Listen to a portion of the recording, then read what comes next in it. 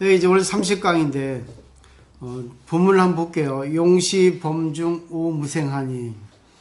여기서 용시비구가 나오죠. 용시비구는 중죄를 범하고도 생사가 없는 도를 깨달았으니 돼 있죠.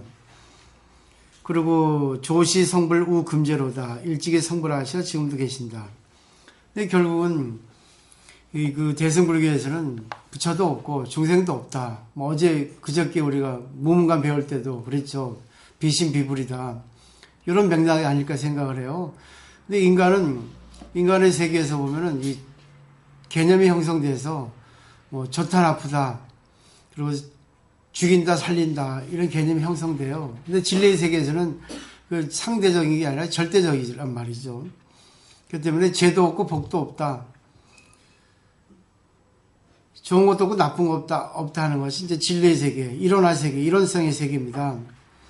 그걸 잘 보라. 그러니까 이제 반야심경에도 불생 불멸의 도리를 알라. 생멸의 도리를 떠나서 불생 불멸, 생기지도 않고 없어지도 않는다. 어떤 것이 생기고 없어도 그것은 그냥 자연 그대로 보면은 그냥 생겼다 없어질 뿐이지. 진리 그대로 나타나는 뿐이지. 그것이 이제 인간 세계에서 생겼다 없었다 이렇게 개념을 짓는다는 거죠. 그래서 용시비구가 옛날에 여기서 이제 또 잘생겨서 어떤 여자가 또 반해서 이렇게 이제 그 관계를 했는데 그 여자가 알고 보니까 이제 결혼한 여자, 남편이 있는 여자인데 거기서 또 이제 한 일을 저지르니까 더 나가서 남편을 죽이기까지 했다. 그래가지고 나중에 깨닫고 보니까 엄청난 죄를 저질렀다 해서 이제 미칠 정도로 그렇게 힘들어 하죠. 그때 이제 여기 누가 나왔죠? 무슨 여기는 비우다라라고 하는 존자. 인도엔 존자라는 그런 호칭을 많이 써요. 존귀한 분이라 해서 부처님 같은 그런 분을 호칭할 때 존자라 씁니다. 용수 존자 뭐 하는데 중국에도 뭐 이렇게 쓸 경우도 있거든요. 근데 여기서 이제 그 비우다라 존자를 만나서 무생법인을 깨달았다. 무생법은 아까 말했던 불생불멸, 생기고 없어지는 그 조를 초월한 우주의 근본 자리를 깨달았다는 거죠. 근데 여기서 자기가 엉격별에 자기도 모르게 한 것도 있고 또 자기가 의도적으로 한 것도 있고 근데 여기서 용시보살은 의도적으로 한 거예요. 그죠? 처음에는 그 관계를 그냥 뭐 엉격거려 했다 했지만 보세요. 뒤에 남편을 죽였잖아. 여자를 하여금 죽게 했잖아. 근데 사주째잖아. 그런 엉격결에 한 게 아니에요. 그죠? 그러니까 엉격결에 한 거가 이제 뭐 정상 참작이 되죠. 사회적인 제도에서는. 그죠? 뭐 생각하지 않고 그냥 무의식 중에 했다. 뭐 그런 게 있잖아요. 뭐 특수라고 하는 그런 그 수식어가 들어가면 그 자기가 의도적으로 아주 계획적으로 한 거고 또 단순 범행 같은 거는 또 정상 참작이 되어서 하는데 일단 중요한 거는요. 어떤 일을 했다는 것이 중요합니다.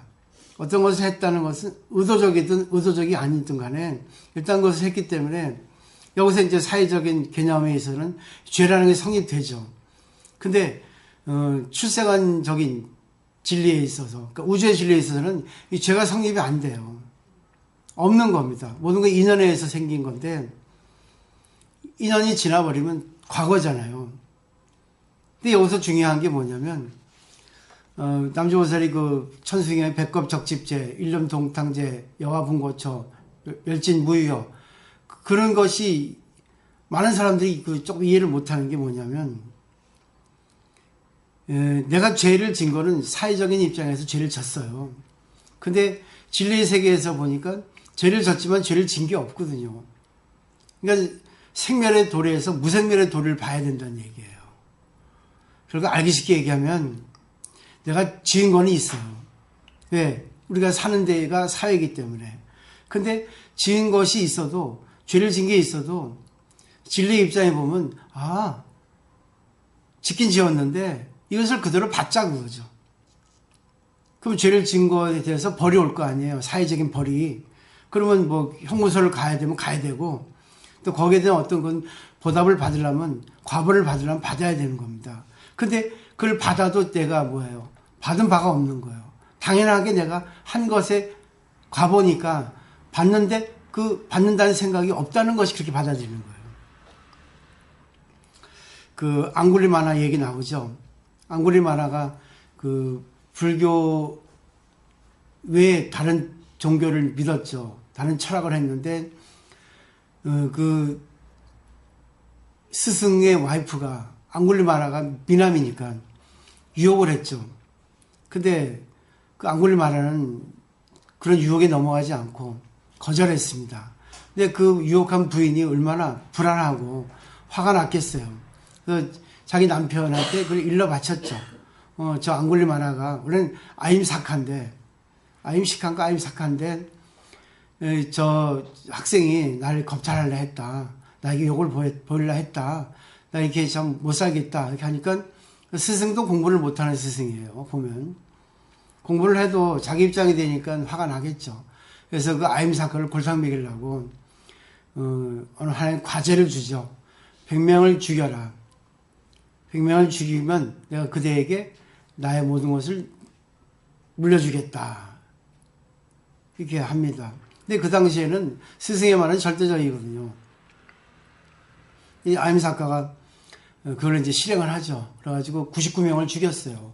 그리고 흔적으로 손가락을 잘라서 목걸이를 만들고 다니라. 그러게 했거든 말이에요. 근데 마지막 100명을 죽일 때 그때 부처님이 나타나신 거죠. 그 내용은 나오지 않아요. 그 전체적인 내용만 나와 있는데, 그래서 부처님 모습을 보고 감동해서 부처님이 제자가 됐다는 그런 대략적인 얘기예요. 근데 부처님 제자가 돼서 부처님 교단, 불교 교단에 이제 들어가서 수행을 하는데, 불교 교단에 들어간다 하더라도 그 지은 죄가 없어지겠습니까? 안 없어지죠. 왜? 했기 때문에 받아야 돼요. 그래서 불교 교단의 수행 방법 하나 중에는 걸식이라는 게 있어. 자기 먹을 건 자기가 마을에 나가서 빌어 먹어야 됩니다. 그러니까 걸식을 하니까 그 마을에서 걸식을 하지 않으면 안 되지 않습니까? 근데 마을 사람들이 저 살인마 왔다 해가지고 욕하고 돌 던지고 때리고 했단 말이죠. 그래가지고 참았어요.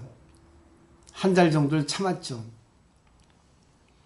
나중에 이제 앙굴리 말라가, 원래 앙굴리라는 것은 손가락이고 말하는 그 목걸이라는 뜻이거든요. 화만. 앙굴리 말라가 도저히 이제 못 참겠어 부처님한테 이제 여쭙죠. 도저히 못하겠습니다. 아무리 수행 좋지만 도저히 내가 참을 수 없습니다. 그러니까 부처님께서 한 말씀이 있어요. 참아라. 저는 그게 오늘 내용하고 연관되지 않나 생각합니다. 죄를 진 거는 죄를 피할 수 없어요. 벌을 받아야 됩니다. 그러니까 하늘의 벌을 받아야 되고 또 사회적인 벌을 받아야 돼요.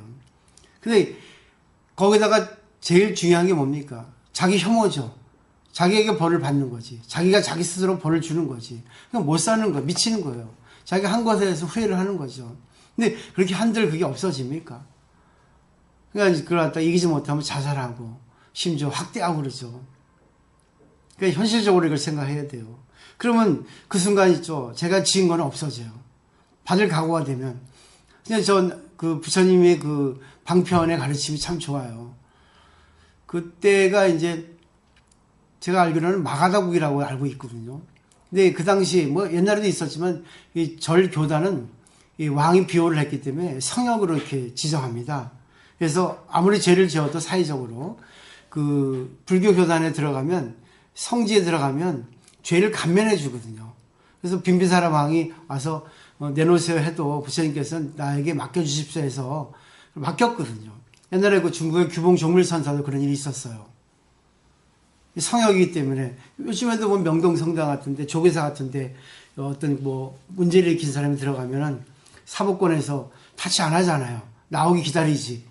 그런 게 있죠. 그래서 부처님께서 참 그 지도자예요. 그 아임사카가 그렇게 그 부산에서 죄를 졌는데 서울에 보내면 모르지 않겠습니까? 그죠? 이 사람이 누군지 모르잖아요. 그럼 서울에 보내서 수행시키면 될 텐데 그러지 않고 자기가 지은 그곳에서 자기가 받아라. 그리고 어떤 학대, 어떤 그런 모든 어떤 고통이 있더라도 받아라 그거죠. 받을 수 있거든요. 받을 수 있어요. 이제 정신세계 강해야 되죠. 그게 결국 뭐예요? 무생이에요. 무생법인이라는 것도 무생사법. 근데 여기서 무생법인이라는 것을 참을 인자로 되어 있거든요.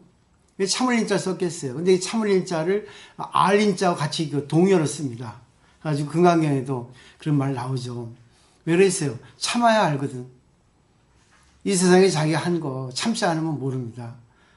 자기 한 거는 분명히 있거든, 사회에서는. 왜? 상대적인 개념이 있기 때문에. 맞죠? 잘못한 게 있고 잘한 게 있죠. 그때 그 당시에는. 그거를 초월하기 위해서는, 구애받지 말라는 거야. 내가 의도적으로 했든 의도적으로 하지 않았든 간에 하긴 했기 때문에 그것은 남아있어요. 사실로서. 없어지지 않습니다. 근데 뭐예요? 의식을 없애면 돼요. 아니야, 그걸 통해서 내가 받으면 돼. 그래서 관세음보살이에요. 법화경 관세음보살 보문표에 나와있죠. 7난이라고 7가지 어려운 거. 그래서 물에 빠졌을 때 관세음보살 염하면 물에서 구제되고, 불타는 데서 관세음보살 외우면 불타는 데서 구제되고, 감옥에 갇혀도 관세음보살 외우면 풀려난다 했죠. 기억나죠? 결국은 뭐예요? 관세음보살은 진리의 이름이거든. 세상에 모든 소리 없는 소리를 갖다가 내가 받아들인다는 얘기거든요. 그러면 감옥은 뭐예요? 내가 죄를 졌기 때문에 감옥 가는 거 아니에요. 근데 관세음보살, 내가 진 거니까 받아야 되겠다 하면 뭐예요? 마음 편해요. 또 내가 죽임을 당하면 뭡니까? 죽임을 당해도 이것은 결국 진리의 어떤 나타남이다 생각하면 죽을 때도 편안하게 죽을 수 있는 거예요. 그래, 나의 인생은 이게 인연이구나, 이렇게 보시면 되지 않을까 생각을 합니다. 자, 그 다음에 이제 여기서 이제 용시, 범중, 오무생, 조시, 성불, 우금제 한문은 안 할게요. 용시비구가 이제 중죄를 범하고도 생사 없는 도를 깨달아가지고 일찍이 성불하셔 지금도 계신다. 결국 뭐겠어요? 우리 인간은 단락단락이 있죠. 한평생 살고 또 죽고 나서 또 태어나죠. 그냥 계속 태어나기 때문에 이거를 한순간 깨끗이, 크게 깨달으면 다음 세상에서는 이것을 갖다 뒤집는다는 거예요. 근데 못 뒤집으니까 이 세상에 살면서 어저께 한 것도 자기가 인식 못하고 또 이어서 하잖아. 그걸 갖다 커버하기 위해서. 계속 뭐예요? 나쁜 짓 하는 거예요. 자기 걸 감추기 위해서. 그럼 결국 뭐예요? 무생의 도리를 모른다는 거지. 무생의 도리 알면 어제 한 건 어제 거야. 근데 어제 한 거를 내가, 그래, 내가 한 거 내가 받자. 그래, 내가 잘못했네. 이제 하지 말아야지 하고 안 하면 되는데 또 하거든, 그 다음날. 그리고 또 그런 경우가 또 있으면 그걸 또 은폐하려고 또 뭐예요? 거짓말 하거든. 꿈이거든. 그게 문제가 되는 거예요. 그러니까 공부를 하면 할수록 사람이 달라지는 경우는 그 사람이 공부를 했다는 증거예요. 자기가 안 좋다는 거는 바꿔야 되거든. 또 나올 수 있어, 업 때문에. 그러면 나온 순간 업 때문에 나와도 그 순간 깨달으면 뭐야? 딱 스톱하거든. 브레이크를 잘 잡아야 돼. 브레이크 성능이 좋아야 돼요. 말 잘하는 거는요, 말뿐이야. 근데 브레이크를 잘 잡아야 돼요. 말할 때 잡고, 내가 뭘 할 때 잡고, 이걸 컨트롤 할 수 있는 것이 있어야지만이 진짜 무생법을 제대로 알았다, 이렇게 말씀드릴 수 있죠.